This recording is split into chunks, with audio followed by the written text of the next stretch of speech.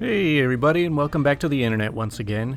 Today, the question of the day is, what stupid things did you do when you were younger to try and look cooler? So I guess we should get ready for some cringe posts here. I told my best friend that I had another persona from another dimension. The other dimension me is a secret agent, and I told her that she will be meeting other dimension me the next day. Then the next day I started wearing shades and basically anything that can be associated with secret agents. I would randomly use gadgets to perform simple tasks and parkour going to rooms and school grounds. Man, this has to have been around like when Spy Kids was coming out, because I swear every kid was obsessed with that movie. I ate rocks at the bus stop in order to impress a girl. Didn't chew, just picked up a handful of thick gravel and shoved it in my mouth and swallowed while making eye contact. I thought girls liked guys that did dangerous things, so this made sense in my child brain. It backfired, of course, and she never spoke to me again. I don't remember crapping those rocks out, so they may still be in there for all I know. Ugh, that's gotta be terrible for you. Somebody responded with, I did crap like this constantly. My mom rode the individualism, be yourself, don't change for anyone train really hard. I think it was some parenting method she picked up from my brother, who was shy and self-conscious, especially some of his less conventional habits and hobbies. However, I'd been pretty comfortable in myself, but her encouragement took it to the point where I felt like I had to do weird crap to stand out and be somebody. So I did all kinds of random crap. Never swallowed gravel, but definitely learned which plants were edible so I could just openly graze on them during school for shock value. The idea of ignore people who criticize you for marching the beat of your own drum essentially became, if no one is criticizing you, you aren't different enough. At 12, I was an introvert who liked makeup, Game Boy, drawing, and Taekwondo, but that never felt like enough, so I forced a lot of interests and behavior patterns, even if they were disruptive and sometimes even mean, because I'd been raised to believe that the worst thing a person could be was uninteresting. This was a few years before the lol random evil penguin holds up spork craze of the early 2000s, so I got a kick out of watching people hit that be different at all costs phase en masse. Yeah, I think that's something that a lot of people can look back and cringe at, of just how different and unique everyone tried to be as a kid. And then as you get older, you're just like, I'm just gonna do what I want. If other people want to do that too, then whatever. In elementary school, I thought it would be so cool to lose your voice due to sickness. Some days, I'd come into class and pretend I couldn't speak. I'd even put my hand up to answer a question, but I'd answer with what I thought sign language was. Trust me, man, it's no fun losing your voice. I've been fighting with it for the past week. That's why my past couple videos have been sounding kind of crappy. Someone's response to that comment was, when my sister was going through her Helen Keller fan phase, because you know, every kid does that, she would fake sign language like a demented mime. Usually she would grab your hand and wiggle her fingers in your palm, making you be her erstwhile Annie Sullivan. If she couldn't catch you, she would revert to waving her arms around as fingers tootled a couple of invisible flutes. She looked ridiculous, of course. At the height of my sister's fake blind insanity, our family went in to see an authentic old steam engine train that was passing through the town. A TV crew were there to do a story for the 6 o'clock news, and they somehow decided to interview me, a 10-year-old kid. I don't remember what I said, but the whole family and our neighbors gathered in front of the TV that evening to see my big moment. And there she was, right behind me, fingers flashing in fake sign language interpretation. I have no idea what those news people were thinking, airing a spectacle like that. Maybe they couldn't tell. I mean, we all want to look different. This is probably the most embarrassing thing I've ever done. I was in 5th grade and home alone for a couple of hours. We had a bowl of grapefruits on the counter for my mother's most recent fad diet. I was picking them up, trying to juggle, just messing around bored. Suddenly I had an idea.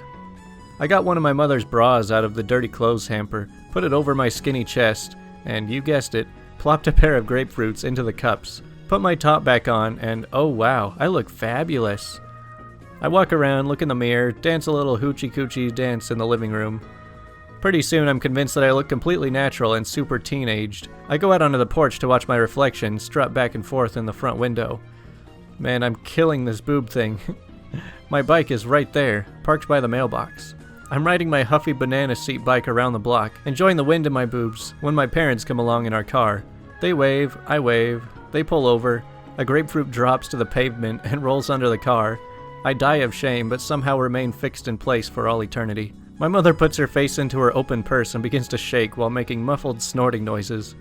My dad coolly leans across the passenger window and, eyes a twinkle, says, "Going for a little ride, are you? Nice day for it. We'll see you back home then." Then drive off.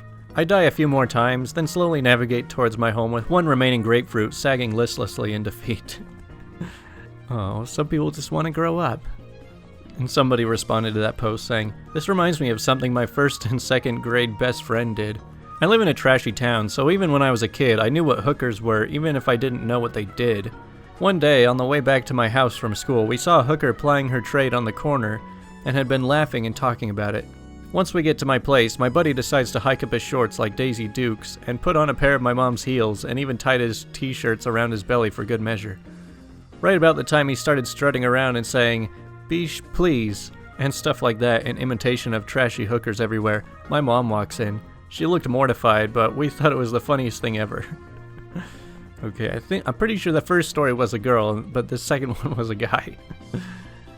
My cousin would squint his eyes all the time because he wanted to look like Danny from Grease, but he ended up being taken to the eye doctor because his parents thought he had a problem.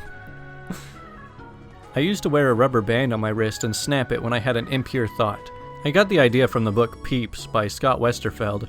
I thought I was so mysterious for doing that. I was in middle school, it was just cringy and weird. Hey, going back to all the kids that want to look different. What's the stupid thing I did when I was a kid to look cooler? Definitely smoking cigarettes, but I remember when I was like 9 years old we couldn't get cigarettes, so we used to smoke paper, which was really disgusting. I mean, honestly, I don't know if that would be more or less healthy than smoking an actual cigarette. When I was 8, I was trying to show off to my brothers by doing a flip off a folding chair. As soon as I went to jump, the chair folded in and all 10 of my fingers got caught in between the bars. My older brother ran over to yank my hands out while I was screaming my face off. I'm now 11 years wiser and one thumb shorter. Okay, I'm not even sure how any of that happened. I would need some kind of video demonstration of this. I tried to jump over a group of girls sitting on a couch. I slipped and plowed right into them. I did not look cool, but we had some good laughs about it at least.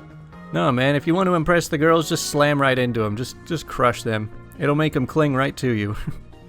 So when I was 9 or 10, I smoked a piece of wheat straw, or hay. At the time I thought wheat was weed. I remember after inhaling, I coughed and said, "Man, this stuff is strong." Dude, wheat, lamau. I was a not like other girls girl. I acted like I was so different for liking hard rock music, anime, and video games, even though there was plenty of other girls who were into it too. I could have been making friends with people with similar interests, but instead I patted myself on the back for having mostly male friends. I stumbled upon Not Like Other Girls subreddit, and I cringed so hard because I used to be one of them. Yeah, I had a bit of the same cringe when I started seeing the Nice Guys Reddit, because that reminds me of me as a teenager. I didn't have any allergies, but there were kids who had the bracelets with the list of what they were allergic to. I didn't like watermelon, so I convinced everyone I was allergic to it. I also remember reading up about Iceland, so I told everyone I was born in Iceland. No freaking clue why.